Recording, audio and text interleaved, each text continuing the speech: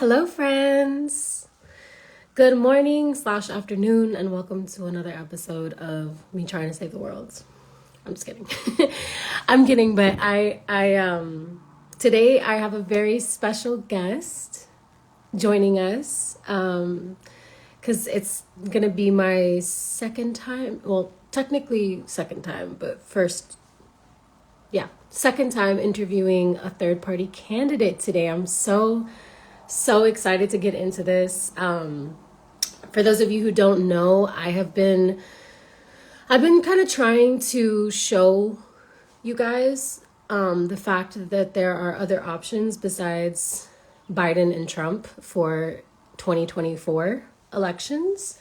I feel like there's a very limited media coverage of the fact that we have other options, and we're all so bought into the duopoly of Republican and Democrat that we forget and we don't realize that there are other options.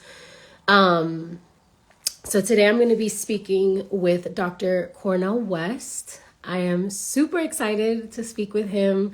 I've been doing some research just because I'm trying to get into each one of these candidates and bring them to you and speak to them and talk with them about their policy ideas, their general stances on things in the world and what's going on, so that us as voters can be more educated about our choices and we can be more precise about what we want. Because right now I see a lot of conversation around not wanting to vote for Trump for obvious reasons, and then not wanting to vote for Biden for obvious reasons, in the way that he's handled this genocide and the way that things have been going in this country. Granted, 4 years is always something. It's stints that they hand off to one another. You know what I mean? So whatever one was doing, one has to clean up. And it's kind of like a back and forth of all those things. However, I personally am 0% interested in voting for war criminals. I'm 0% interested in voting for racists. I'm 0% interested in voting for people who are continuing to try to consolidate the power of the billionaire class and take away power from the people and the working class people and everyday people who are living right now in America, who are having to go through so much currently. We are seeing so many different things happen at once, and it can be really difficult to see how they're intersectionally connected. And I just have a really deep feeling that if everyone who feels the way that I do, if everyone who feels misrepresented, anyone who feels like we have this forced choice between two criminals. I really want to create a space where we're having conversations outside of that, where we're educating ourselves about the options that we have. So we're not just all rallying behind an undecided choice or this choice, but we're actually seeking out who it is that we want to invest our attention, our time, our energy, our money into as leadership in this country. And I don't believe that we are in a position where we have no power. I believe that we actually are in one of the most prestigious positions on this planet as Americans, as United States citizens. And I really believe that if we harness our energy and we really focus on educating ourselves about our options and organizing ourselves to do something effective, then we have other choices and we have better options, and we can do that. And I think for me, it's a third party representative when it comes to the presidency. And then it's also about focusing in on our local elections and making sure that we are voting for people who are not backed by AIPAC and, wealthy PACs and lobbyists, pharmaceutical lobbyists, gun lobbyists, all of those kinds of things. It's so vital and so important to see who is funding these politicians, who is funding their campaign, because donors are the deciders at the end of the day. So I'm really grateful to welcome Dr. Cornel Oesteen into this space with us today. I want to pick his brain. I want him to tell you about himself so that you can get a sense of who he is and what he's up to and how we can help put him on the ballot across the country. Because the thing with a lot of these third-party candidates, not all of them, but some of them, they need your assistance in order to make sure that they are on the ballot. So we're going to learn a little bit more about that today. And yeah, I'm going to invite him into the chat. Let's do it.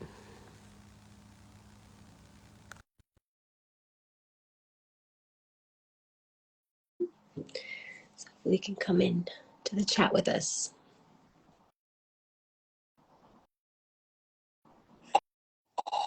Hello. All right. Thank you so very much.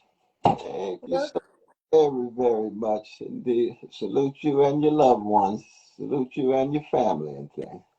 Thank you so much. Welcome, Dr. West. Everybody say hello.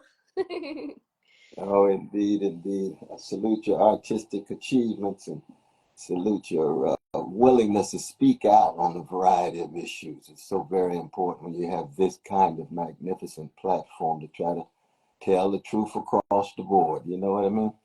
Thank you, man. I really appreciate that. I value that really deeply about you and your platform as well. So I'm really grateful to have you on here. Thank you so much for agreeing to take the time to speak to these folks, whoever it is that ends up watching this.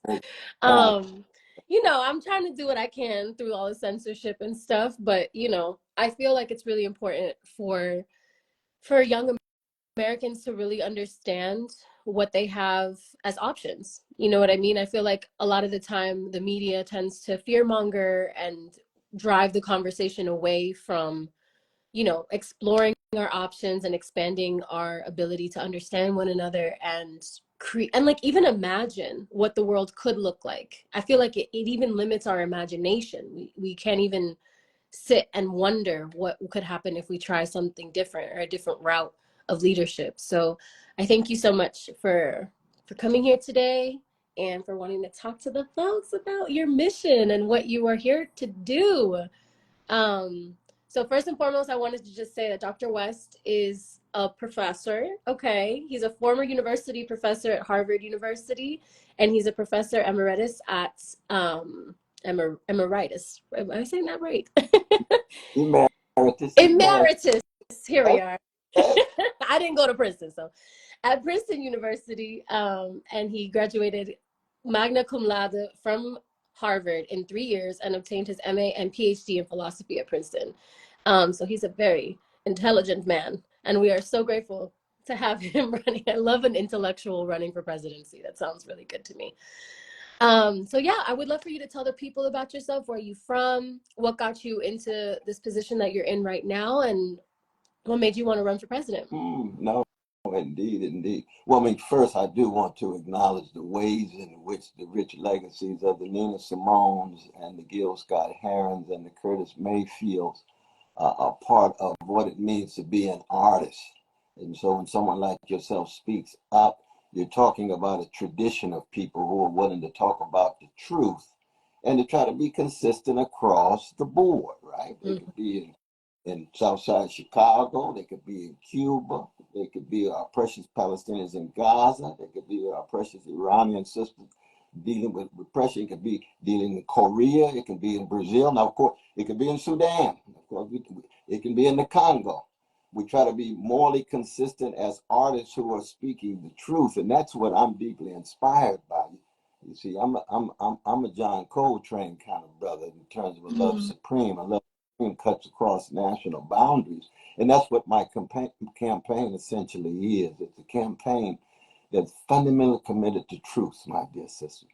And the condition of truth is to allow suffering to speak. Anybody's suffering, no matter what color, no matter what gender, no matter what sexual orientation, no matter what religious or non-religious identity, no matter what national affiliation.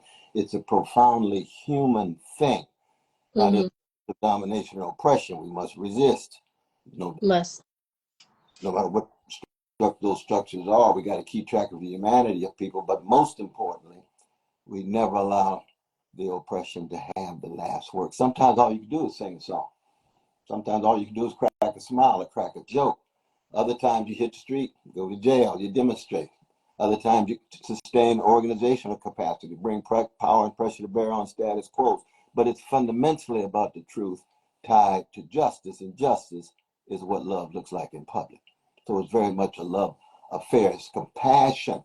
You have a care and a concern for people who are, in the language of Malcolm X, catching hell, no matter who they are.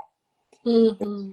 I completely agree. I feel like that's deeply my politic in that, like, people always ask me, like, why do you care about this stuff? Why do you care about this? Why do you care about that? And they isolate things about that I care about. And then I'm just like, I actually just have a fundamental core um truth inside of me that I believe that all human life, all sentient life, including our planet, is valuable and precious and created in God's image. And I really genuinely believe that it is our job as stewards on this planet and of one another and of ourselves to protect each other, to protect each other, to create systems or dismantle systems.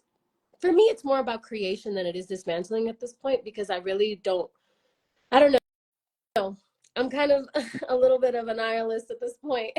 Oh, you know, but but I also like, the reason that I'm having this conversation with you even is the concept of third party, the concept of having something outside of the systems that we're being fed is really important to me. Like the idea that we can imagine a reality where we don't have to just give up our people power to these institutions or this like psychological warfare of keeping us separated from one another and in this constant bilateral division of just like, this is what we stand for and this is what we stand for. And even though neither one of us stands for what we say we're standing for, we all stand for our donors, actually.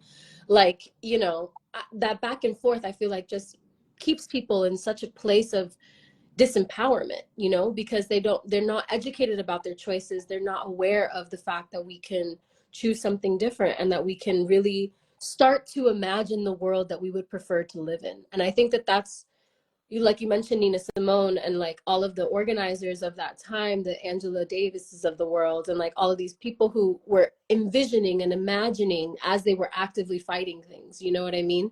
And I uh, feel like we're just in another iteration of that, in this moment. And so, yeah, I find it really important for us to imagine outside of what we've been given, you know? yeah, I was blessed to actually work with the great Arturo O'Farrill. In fact, we won a Grammy together a couple of years ago for Latin Jazz Orchestra. His father, Chico, was, of course, founder of Afro Latin Jazz, along with Dizzy Gillespie and a few others. And what they were fundamentally about was not just bringing people together at the deepest artistic level, but they were also about using their imagination to authorize a better future. So that, for example, in politics, if your only choice is between a bona fide gangster that's pushing the country toward the second civil war and a president leading the world toward World War III, that's Trump versus Biden. You've got to be able to use your imagination and empathy to conceive of a world beyond just Civil War II and World War III. And they said, well, those are the only choices we have. We know both of them are evil, but we have no other choice. You say, who says we don't have any other choice? Who told you that? You got to use your imagination, conceive of what things are different. In the 1850s, with Harriet Tubman and Frederick Douglass, they had to choose between a liberal slaveholder and a conservative slaveholder. And of course, as black folk, they couldn't vote, but they became part of the Liberty Party. It was a third party because they refused to have to choose between two slaveholders. And that's crucial. And that Liberty Party, part of the abolitionist movement, it was a small number at that time, but it led toward what? The abolition of slavery. And everybody thought, well, you got the chance of a snowball and hell of overthrowing slavery. It's been in place for hundreds of years. That's true. Patriarchy been in place. Transphobia been in place. Homophobia been in place. A whole lot of ideologies dehumanizing people been in place. Does that mean you don't imagine a different world and fight for it with every fiber of your being? Amen. Well, that's what my campaign is about. That's what we've been about.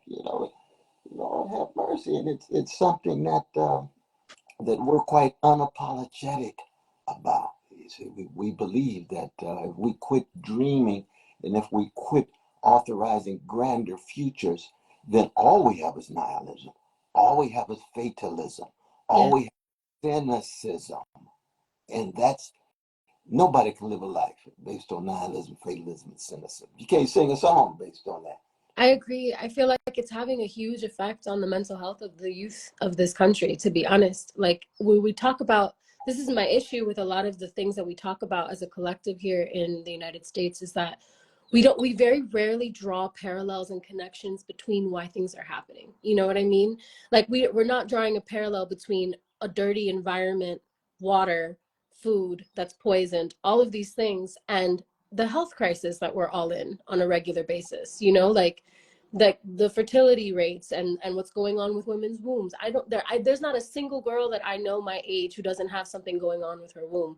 And if you ask me, that has a lot to do with our environmental things, like what's in our food, why don't we have clean water, why are we fighting to have clean air, why are we fighting, like someone like Biden who says that they're going to push ahead and, you know, for Green New Deal and start and be the most, you know, proactive president for climate change, and then signs the what was it, the pipeline that he signed off on, Yes, but like it was the infrastructure bill that he supposedly was promoting because it's going to provide better competition with China. which is just But it downplayed the ecological dimension. It downplayed the fact that there's an ecological catastrophe already in the making. But a lot of that has to do with the point you made about the donors and the benefactors and the big money givers.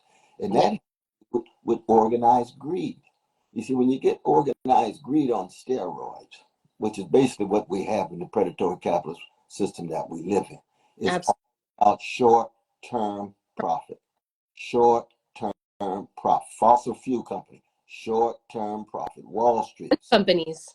right across the board. And you know, it's also in the in the artistic industries too, in the music industry and so forth. We see these artists, you all cultivated your gifts, you come in, we looking for short-term profit. You say, well, we've got callings, not just careers. We want to speak some truths in our music. We want to speak some truths in at the workplace. So work has become an afterthought because they're just utilities to be manipulated in order to generate short-term profit. And it was Wu-Tang Clan that said cream, right? Cash rules You everything know around me. around me, but doesn't have to rule me. It's around me. You see, those geniuses from Staten Island, they always left open resistance and resilience. And the beautiful news, the good news, is that that's what we see all around the world. People are rising up. They're shattering their sleepwalking. They're building on different kinds of moral and spiritual awakenings. And by awakenings, we're not just talking about, you know, self-righteous do-gooders. No, no.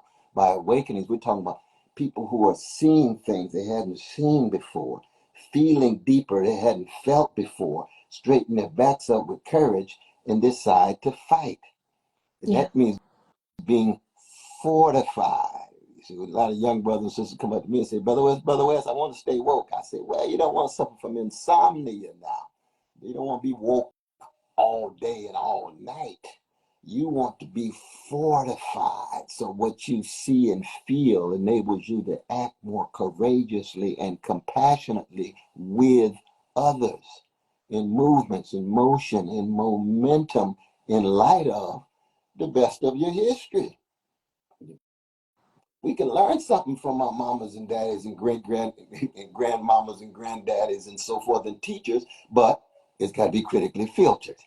You see, with the schools that we went to, we can learn some things, but oh no, we got to critically filter that now. This Catholic school, this Presbyterian school, this Baptist school, and so forth. They taught me some things about the image of God and what it means to have dignity, but they also had too much patriarchy. They also had too much homophobia and transphobia. They also were too accommodated to the status quo. So I can keep track of the best and call into question the worst, because all of us have to fall back on something. You know, Mhm. none of us just show up clean slate, as it were. None of us are born woke. Unfortunately, yeah. You know, ironically, I do think we are born woke, and then we're learned. Like we are indoctrinated into this divisiveness and this you know, this concept of like separation, where especially in America, I feel like individualism is such a rugged part. It's such an integral part of the model, the business model, Mhm. because the further disconnected we all are from ourselves and from our immediate community, the easier it is to convince us that someone in Palestine, for example, does not deserve our advocation. I've seen so many people talk about like, oh well, why should I give a fuck about them if they don't care about me, if they wouldn't do this for me, or they wouldn't have the capacity to do this for me. And that right there is such it's such a point that is so ingrained in so many of us of like, well, if I can't benefit from something, then I have no desire to be a part of it, or to advocate for it, or to move for it. And we see that when it comes to like boomers being like, no, not don't erase their college debt because I had to pay all my student loans back, so they got to do it too, like Yeah. this constant just like, well, if I had to, then you have to. And it's all suffering based. It's all like, oh well, if I had to suffer, then you have to suffer, or even better, I don't have to suffer, you have to suffer so that I don't suffer, and so I'm okay with your suffering because it means that I don't have to suffer. Oh, yeah, that's just downright callous. That's just cold, cold blooded. But see, I think that, But it's so ingrained in this society is what I keep seeing. yeah, oh no, I mean, it's pervasive. I mean, the routinized indifference to the vulnerable. But you see, I think if we go back a little Indifference further, to the baby, vulnerable. children do have a sense of wonder, they have a sense of awe, they have a sense of openness. But children also have a narcissism that needs to be transformed into the kind of universalism that you're talking Mhm. about. I don't think babies just instinctively are connected to solidarity with babies around the world. See, they got to be taught that they are Mhm. socially shaped in such a way that it gets beyond their tribalism. It gets beyond just my group or even just one group. If you really believe that a precious baby anywhere in the world, as I was talking about before, no matter where it is, no matter what the system is, right? If you really believe that, then you've got to go beyond just the childishness of a baby. We preserve the childlikeness. The childlikeness is the wonder and the awe and the openness. But the only way you overcome childishness is through education, through exposure, especially through arts and music. See that, because when you sing a song, you sing into the heart and soul of every human Yeah, being. I say that all the time. It's like one of the things that I love the most about art is that, like, if I'm giving a show and I'm on stage, I'm singing my lyrics out to a crowd. There's hundreds of people singing those lyrics back to me. For whatever reason, their hearts resonate with those lyrics. And at that point, they're not really obsessed with what color they are, what their gender is, or what their Yeah, sexual orientation is. They're trying to be free human beings in light of who they are and how they can become even more fortified and better, absolutely. more spiritually, artistically. Now, see, that's the dream. Hmm. But can you imagine the history of the human species without those kind of dreams? The greed would have taken over, the hatred would have taken over, the fear would have taken over, the envy, the resentment, the all the things we know go into making who we are. Because we are a wretched species in so many ways. We We got to be honest. are. We really are. We're wretched, but we're also wonderful. Too many of us. We, Like, we, oh no, I know I got a lot of gangster in me. I've been around for a long time, but I can acknowledge that and fight it every day yeah, and be and acknowledge I can't do it by myself. yeah, I mean, that's one of the things about art. That art says, look, you sing not just for yourself and to yourself. You can under certain circumstances, but usually you're singing to others. You're sharing something inside of you, all of the deep, dark corners of your own soul, and transfiguring that into a sound that empowers others, other souls, other persons. And that's one of the great callings of an artist. And that's why artists are always dangerous for any status quo. Always. I completely agree. I feel like we're seeing a collective conversation right now, kind of holding celebrity a little bit more accountable in this moment. It's been 8 months since this genocide began in Palestine. And, I feel like over the past couple days, I've seen a lot more people just kind of like feel fired up to be a part of the conversation. But I would be remiss to have not noticed that so many artists are choosing in this moment to be silent and choosing to not, they're choosing short-term profits Yes. to long-term impact and legacy. And to me, the role of the artist, I put this at I wrote a song back in October about what's going on right now. It's called The Day the World Blows Up. And at the end, there's a quote from Nina Simone that talks about like I don't know how, like being an artist is speaking to the times. You know what I mean? Is to be present with the times, is to speak to the times, is to capture it, is to emote it, is to be a part of it.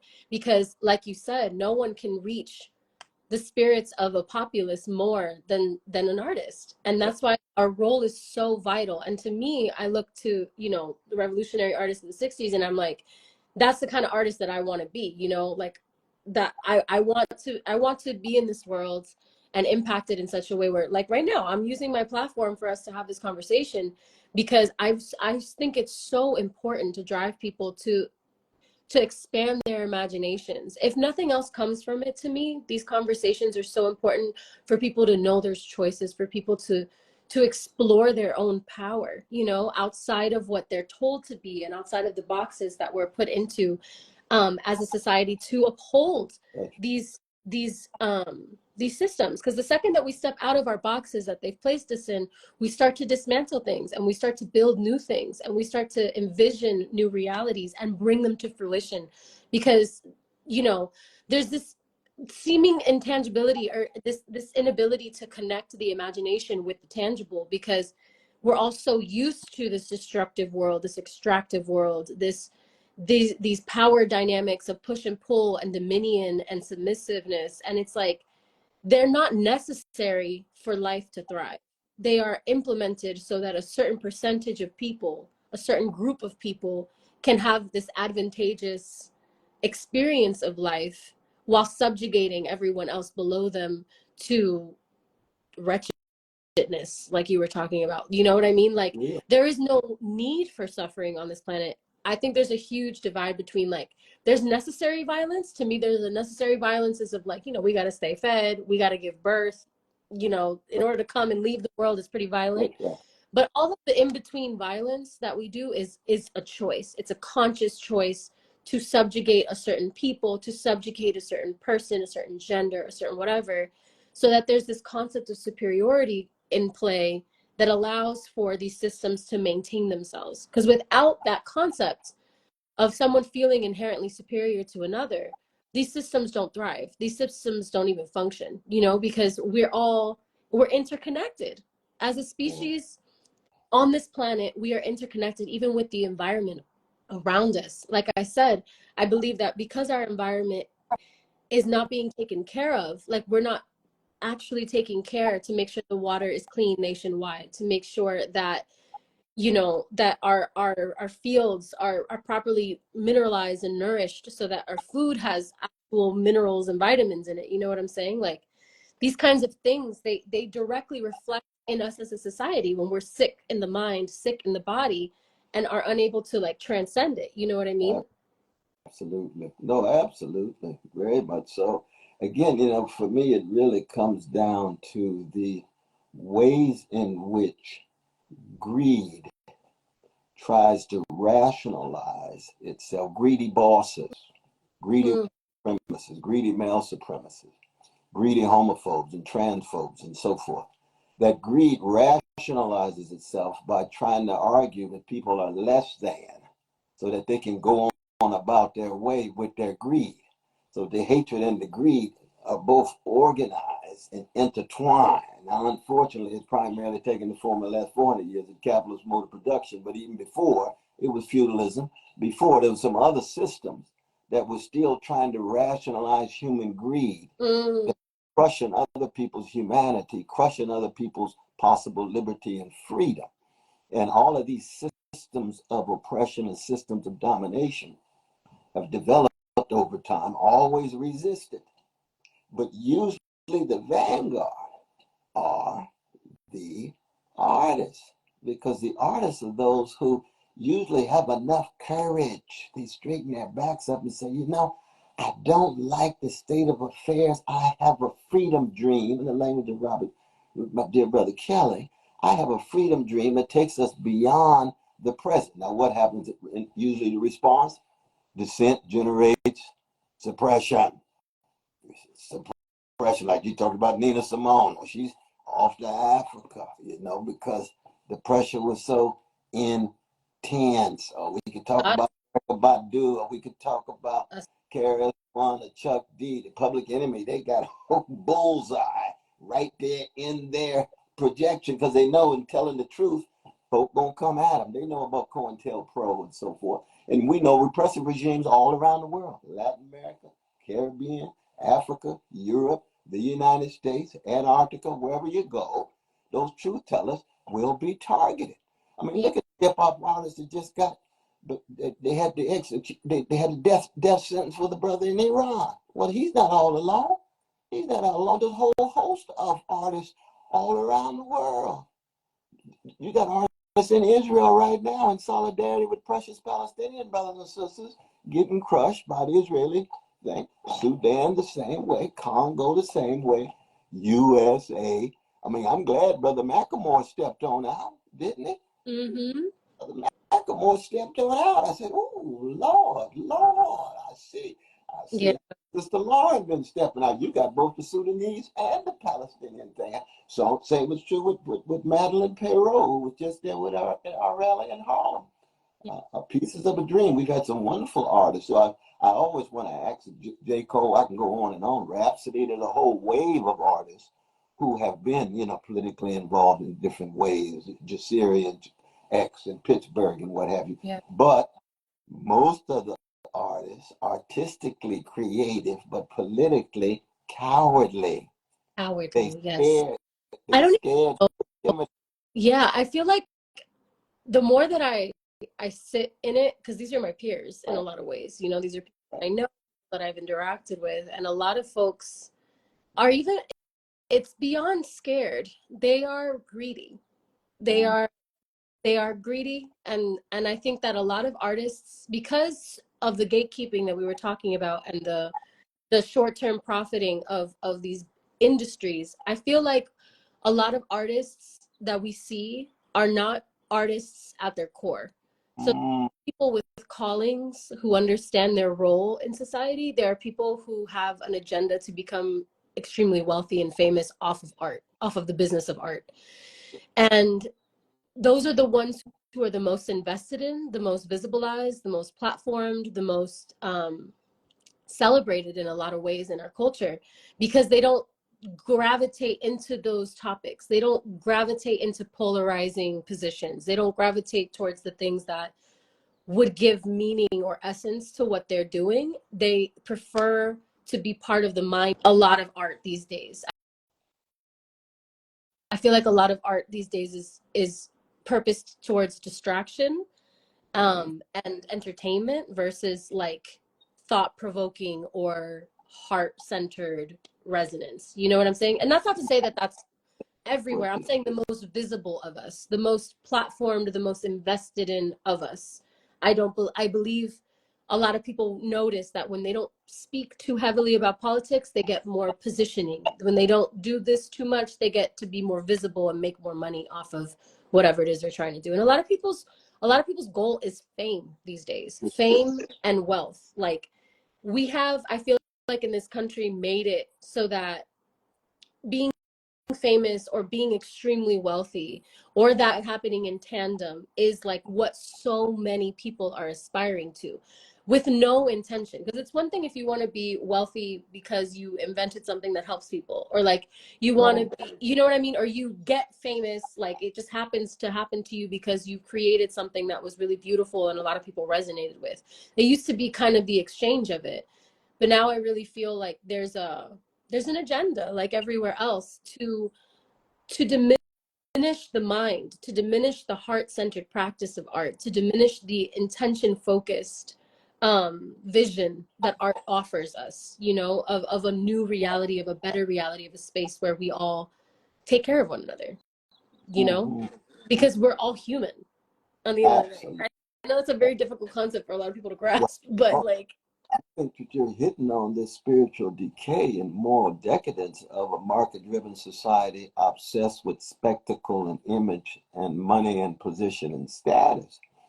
No doubt about this. So that the artists themselves, even when they're talented, they're more concerned about their business and entrepreneurial activity than they are their deeper artistic calling. But my question for you, my dear sister, is what is the source? What goes into the making of your sense of your calling, of your vocation as an artist, so that you are able to both work through it? There's nothing wrong with spectacle, nothing wrong with fame, there's nothing wrong with success if Right. it's subordinate to what I would call moral and spiritual greatness. That's what my campaign is about, right? Right. Moral and spiritual greatness is about quest for truth and justice and love. So that Martin King is morally and spiritually great. He had high visibility and tremendous fame. He didn't have a whole lot of money. He was broke of 10 Commandments. Financially as broke as he could be. But you can still have money and still subordinate it to service to others. But what went into the making of you so that you're able to have this kind of vision and calling that you do? I'm independent. I used to be signed to major labels and I'm not anymore.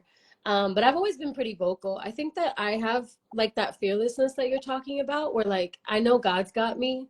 I know that history will venerate me. I know that it's never wrong to be on the side of humanity and the side of growth and expansion towards the light. I know that I don't know. I feel like I was born with that intention and purpose for art within me.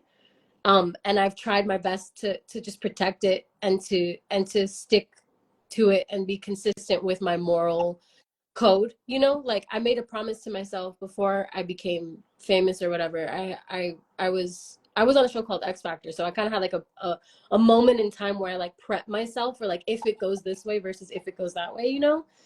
And if it goes well, there was something about me that like I knew that a lot of famous people or artists have these kind of reputations for treating people like shit or believing that they're people or like kind of getting to the point of egoism.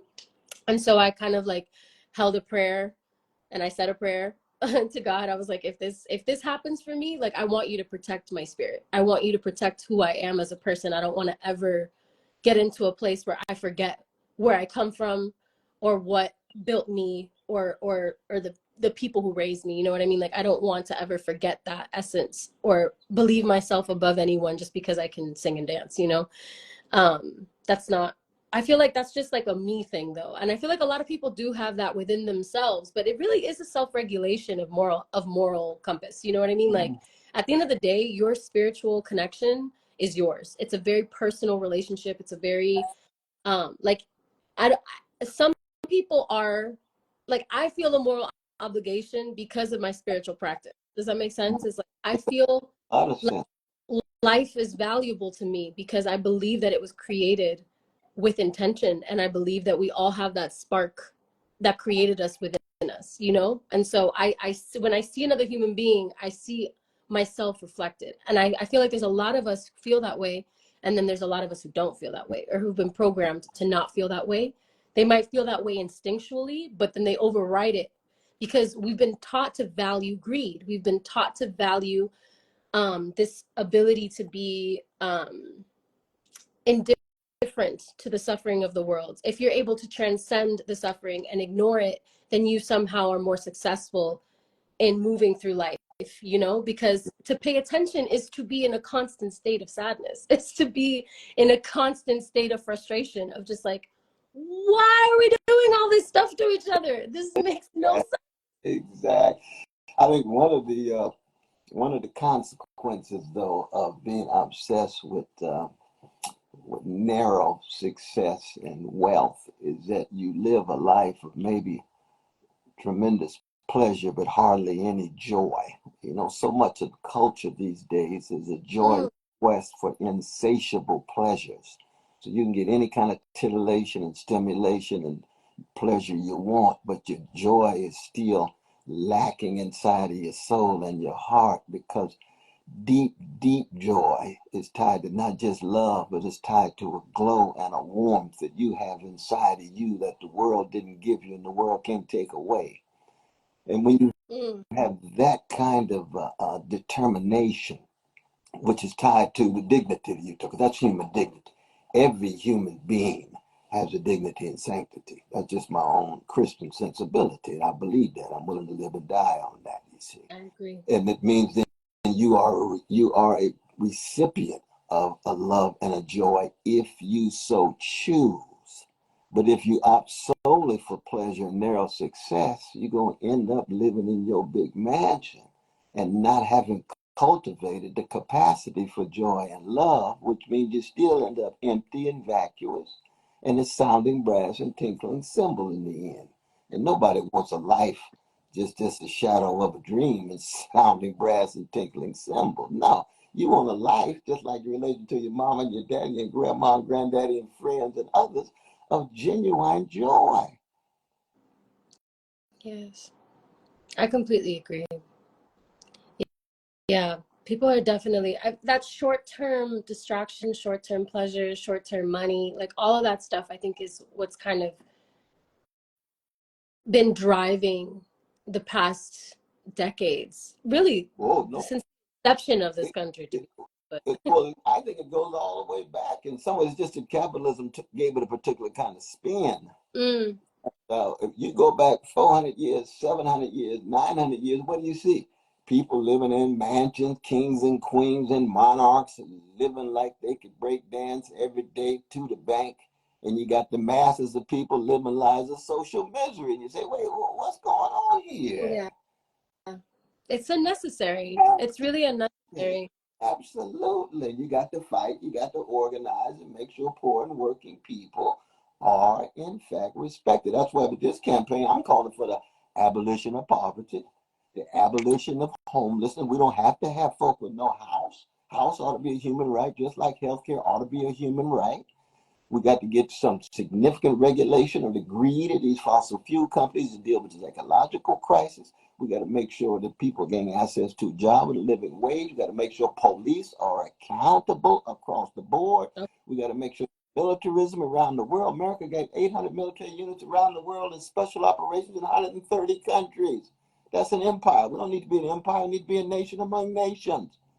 Every empire not just collapses internally, but it has hubris. It thinks so highly of itself. It's satisfied with itself. Can you imagine an artist being so satisfied with herself, or himself, or themselves that they don't want to mature?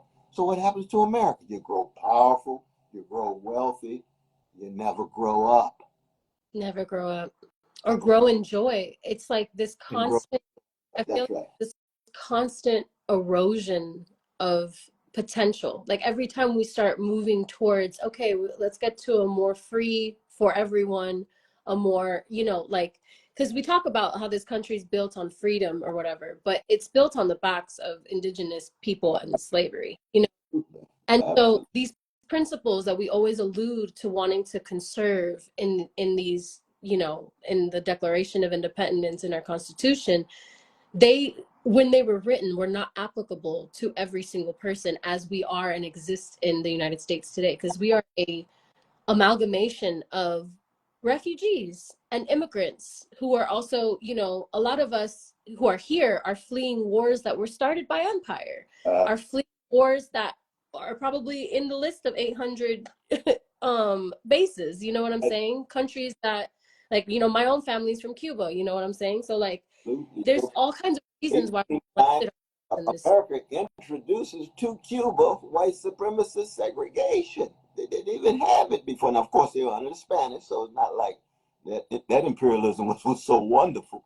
But you can just see how you go from one empire to the next, Yeah. and then you. It's literally a handoff. It's what happened. What happened to Cuba is a handoff, and that's what's happening in Palestine as well.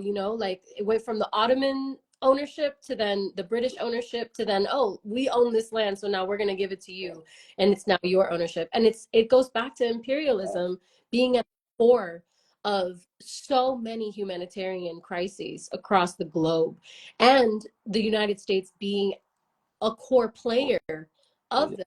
you know what I'm saying, as a descendant, if you will, of the British Empire, you know? Absolutely. They handed the baton They literally right off. are just handing the baton, or even like mending the, like Well, blending the batons, because to that's me they all work in tandem with one another. Once one of them rises to be powerful enough, the other ones are like, well, you know, you're kind of powerful now, so just join us, you know, come join the mafia. no, that's absolutely right. That's Yeah. absolutely right. Good God Almighty. But it's such a joy and a blessing to be in conversation with you, my dear sister. It really. Thank you. No, it's such a blessing for me too. Thank you so much. I really appreciate it. I also wanted to talk a bit more about like your policy ideas and just kind of like what your vision is for bringing this compassion, bringing this reality where we take care of, you know, the working class, middle class folks, and like we make sure that just like what is your vision for economic justice in this country as it is right now? You see, I want to introduce or reintroduce America to the best of itself, and the best of itself have been movements of Black people, of working people, of women, of gay brothers, lesbians, sisters, trans. These are freedom movements. And freedom movements are about what? Putting those sly stones, about artists, called everyday people, at the center of your vision. Because right now we got priorities. Now it's very much Oh, about Wall Street, Silicon Valley, and big sorry, tech. say that, say one more time. I think you broke up. One more time. It's very much about putting everyday people at the center of your vision, because right now we got war priorities. The major priorities in the country are the big benefactors, big money, big military. War manufacturers making big profits right now in Gaza, even though the precious human beings are being killed every day. The same would be true in other places. We talk about Sudan and Congo and what have you. And it means then acknowledging that we begin with resilience and resistance, but we end up with construction. You end up with creation. We're creating an alternative. We're creating an alternative. Right now, for example, we got escalating fascism in the country. There's no doubt about that. But you Zero. just be narrowly anti-fascist if you yourself are part of the fascism. I mean, people say, well, Biden's anti-fascist. No, he got fascist policies. He's a genocide enabler. He's a genocide denier. He's a war criminal. Not just him, but Harris and the others. Yep. They're enabling these crimes, you see. So that if you're going to have an anti-fascist movement, you got to get at the roots of it. And You can't have fascists leading an anti-fascist movement. how you going to have a genocide enabler leading an anti-fascist movement? That don't make no sense. Don't make no sense. Also, a man who had a part in writing the crime bill. Or Like, architect of another crime against humanity, which was the incarceration of so many of the brothers and sisters I grew up with on the chocolate side of town. I've taught in prison for now since 1971, which is what, 53 years now, starting in college. And I love my brothers. Of course, some of them have done some things they shouldn't have done, but one act doesn't fully exhaust their humanity. And I've met yeah, some of the marvelous human beings. Of course, you got Mumia Abu-Jamal and Leonard Peltier and so many others, yeah, Bill Brown and the others in jail.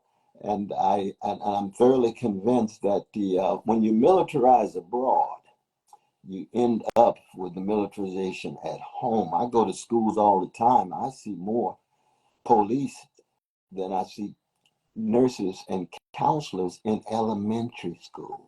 yeah. They, There's, they, it's a system. It's set up for sure. military And they also realize that they make a lot of the money. same way. Cop City's gonna spread all the militarization across the nation. It's already there in the Middle East. It's already there in Latin America. It's already there in the Caribbean and so forth.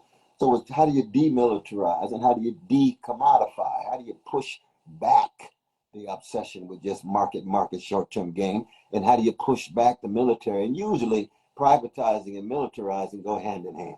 See, once you privatize with the hierarchy, you're going to need your police to protect your property. Yeah, because that's really all they do. They're just And they little. go hand in hand. Yeah, that's That's literally what. And as we see, like a rise in privatization of so many different industries here in the United States. I mean, healthcare is privatized, insurance is privatized. right. You know, so many things that are Is water privatized? I don't. We have private prisons, though. You know what I'm Yeah, saying? So even prison, just absolutely. the concept that people are making money off of incarcerating people, and that it's a business model for many states, like for example in Texas, they are overfilling their prisons so that then they can be like, oh, let's send some inmate. We're overcrowded, so like let's send inmates to private prisons. And all of these folks are pre-trial, haven't seen a trial yet, haven't figured out what's going on, and then they get siphoned into labor That's right. that they're not paid for. It's like this. I'm seeing it. Like you make housing unaffordable, you make living unaffordable. Then people are on the streets. Then you make homelessness illegal. Where they gonna go? They're gonna go to the prisons. Well, And this is what I'm saying. exactly. I As go. long as I'm in they LA right now. I'm put Skid the Row. law in place. 45,000 precious folk out there with Master Q with the Church Without Walls that we connect with all the time. You're absolutely right. You're absolutely right. Yeah, it's just But you can it's see. systematically making it illegal to be poor.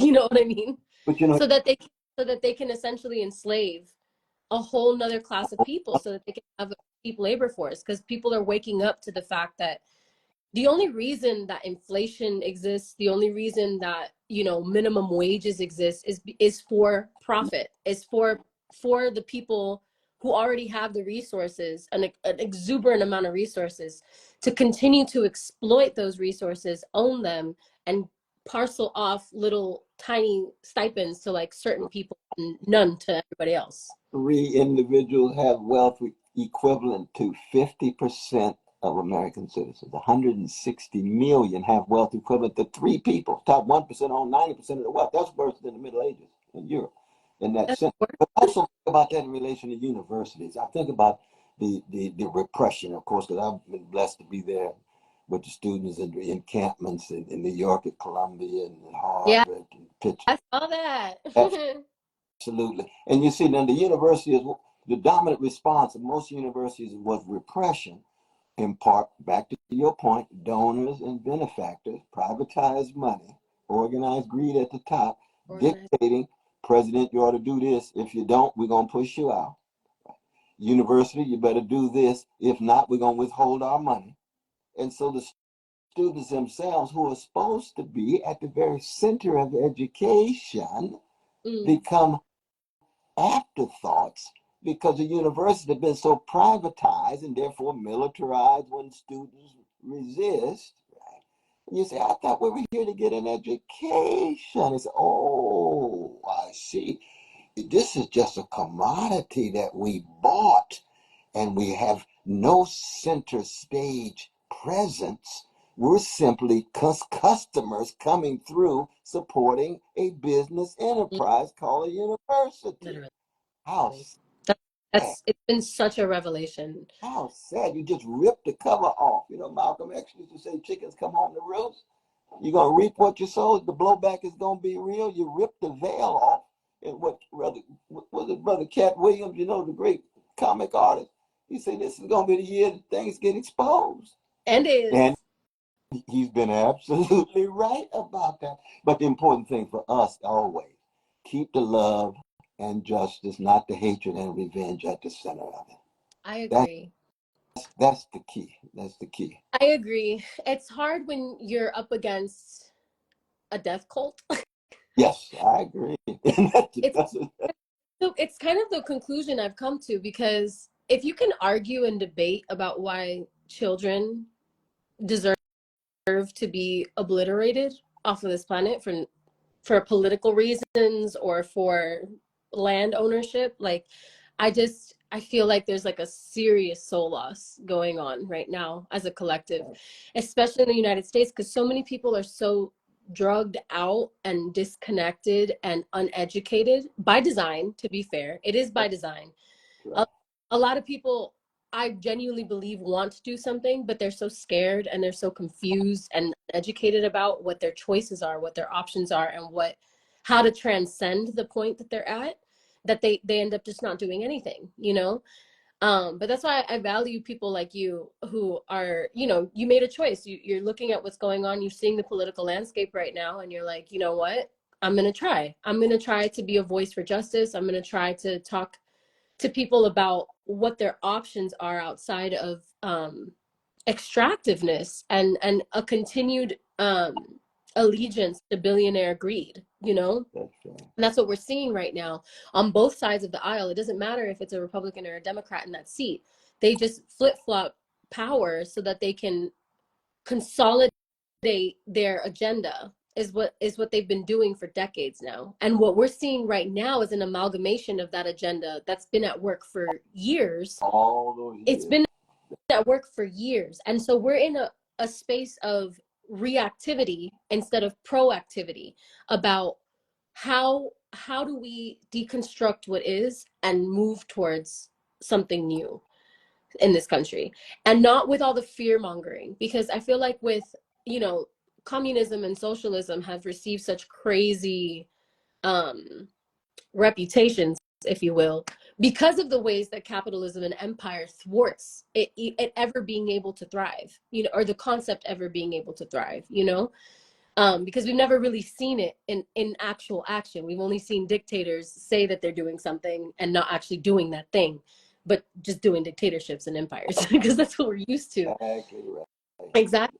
That's why even the artists become so crucial, because the artists are not tied into isms. The artists are tied to integrity, honesty, decency, generosity, willingness to examine themselves, willingness to examine their society and the world, pushing aside the self-righteousness, but holding on to the self-confidence. And so when you have that orientation, you don't have to worry about an ism. You're just concerned about, are you treating people right, especially poor and working people, especially people who have been hated, terrorized, and traumatized. They have to be put at the center, no matter who they are. Yeah. And that's just the concept of healing. You know what I mean? Like, That's right. you have to put the vulnerability at the center in order to start a healing process. Because if you don't listen to the needs of your most vulnerable, a nation, a chain is only as strong as its weakest link. You know, Absolutely.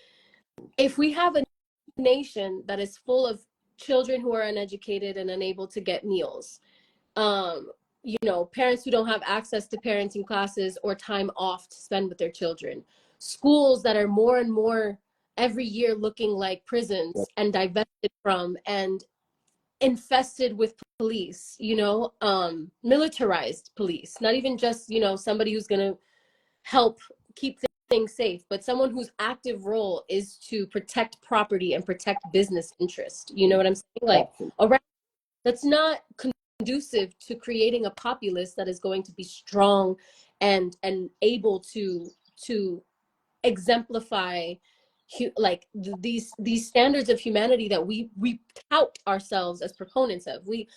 I feel like America has this obsession with being like, we're the beacon of freedom and like all this stuff. It's like, how is that possible when we have the largest prison population in the globe? When you propose to be the leader of freedom when you are actively, constantly passing laws to criminalize your constituents? How is that possible? It's just complete hypocrisy and a complete like